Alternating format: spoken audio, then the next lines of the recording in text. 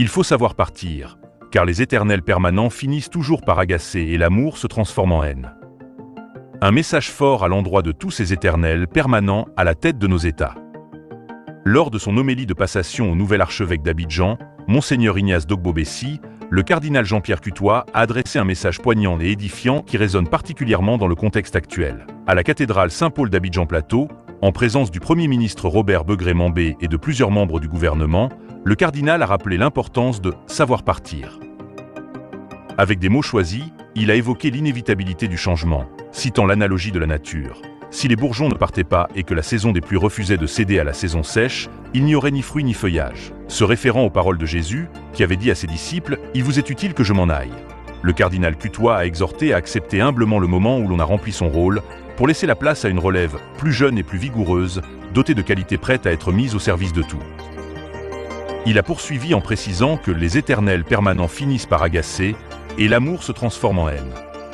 Pour lui, le départ est un acte nécessaire, permettant à d'autres de démontrer leur utilité et d'enrichir la communauté, au risque sinon de susciter un ressentiment croissant. Son message s'adresse sans ambiguïté aux dirigeants et décideurs qui, souvent, refusent de quitter leurs fonctions, bloquant ainsi l'épanouissement d'une nouvelle génération. Monsieur le Premier ministre, représentant le Président de la République, Excellence, autorité distinguée, chers prêtres, religieux et religieuses, chers frères et sœurs dans le Christ, il faut savoir partir.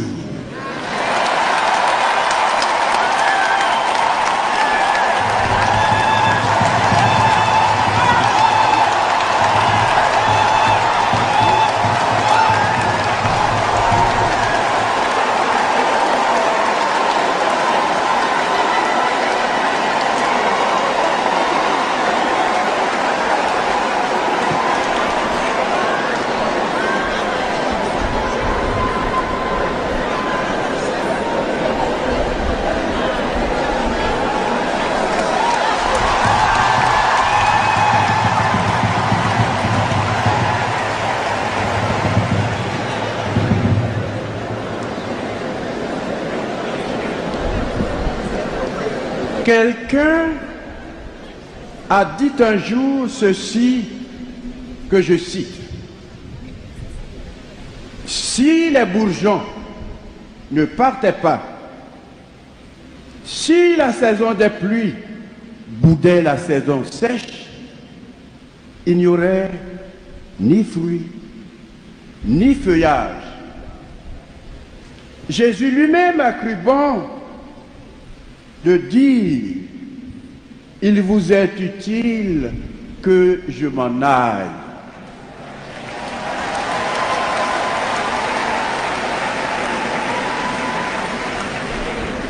En effet, lorsque l'on a épuisé son utilité, la joyeuse acceptation de son inutilité est un service grandiose. Car les éternels permanents finissent toujours par agacer et l'amour se transforme en haine.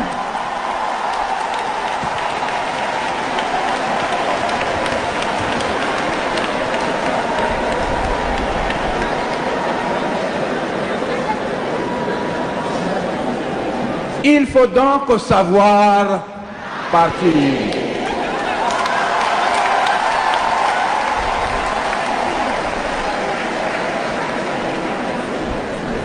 Partir à l'image des saisons qui se succèdent, partir pour faire la place à un autre, plus vigoureux, plus jeune, certes, mais pas moins dépourvu de qualité, qui ne demande qu'à être mise au service de tous.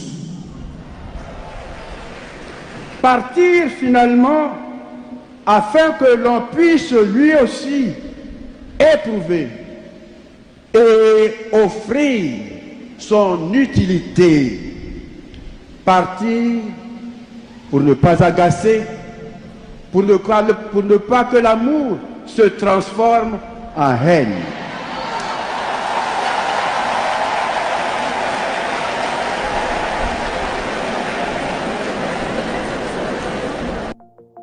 Ce discours de Jean-Pierre Cardinal Cutois, empreint de sagesse et d'humilité, rappelle avec force l'importance du renouvellement au sein de la société, et particulièrement dans les sphères de pouvoir. En faisant appel à la nature et aux enseignements bibliques pour illustrer son propos, le cardinal a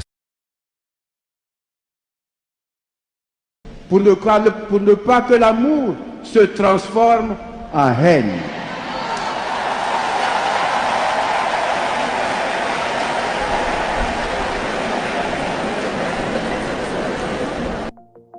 Ce discours de Jean-Pierre Cardinal Cutois, empreint de sagesse et d'humilité, rappelle avec force l'importance du renouvellement au sein de la société, et particulièrement dans les sphères de pouvoir. En faisant appel à la nature et aux enseignements bibliques pour illustrer son propos, le cardinal a souligné que l'alternance et le passage de témoins sont des lois universelles, nécessaires pour garantir l'harmonie et la prospérité.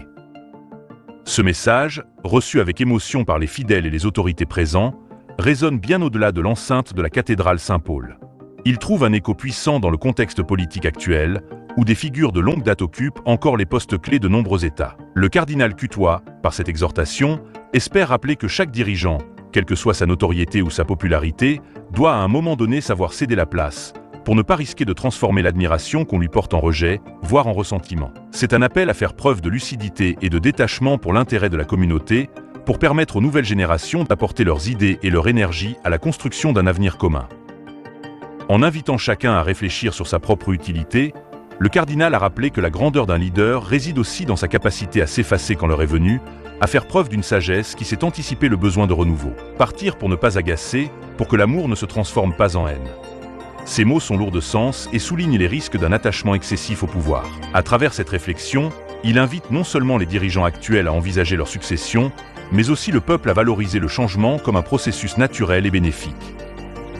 On espère que ce message fort, qui fait écho aux attentes de nombreux citoyens aspirant à une gouvernance renouvelée et ouverte, saura toucher les cœurs de ceux qui se sentent concernés.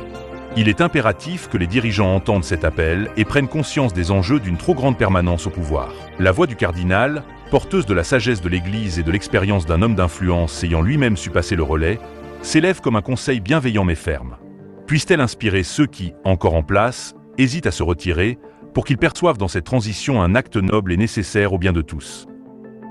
Le message puissant et empreint de sagesse délivré par le cardinal Jean-Pierre Cutois trouve un écho tout particulier au-delà des frontières de la Côte d'Ivoire. En effet, ce rappel de la nécessité du renouvellement des dirigeants, du passage du flambeau et de la capacité à quitter le pouvoir avec dignité s'adresse aussi, sans nul doute, aux dirigeants d'autres nations africaines, et en particulier du Togo, où la question de l'alternance et de la transmission pacifique du pouvoir reste cruciale.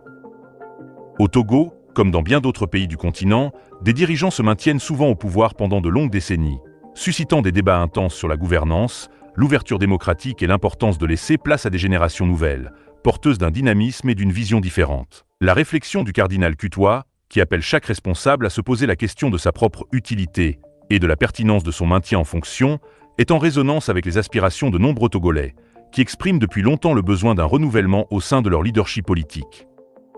Ce message du cardinal ne se limite pas à un simple conseil. Il s'agit d'un véritable plaidoyer en faveur de l'humilité, de la sagesse et du respect des cycles naturels qui permettent à une société de se réinventer. Il rappelle que la grandeur d'un dirigeant ne réside pas dans la durée de son mandat. Si ces mots trouvent un écho chez les responsables politiques et publics, ce changement d'attitude pourrait ouvrir la voie à une ère nouvelle, où le leadership se réinvente au service du bien commun. C'est un rappel que le renouveau est porteur de progrès et que l'humilité de partir est peut-être l'ultime service que l'on puisse rendre à sa nation et à son peuple.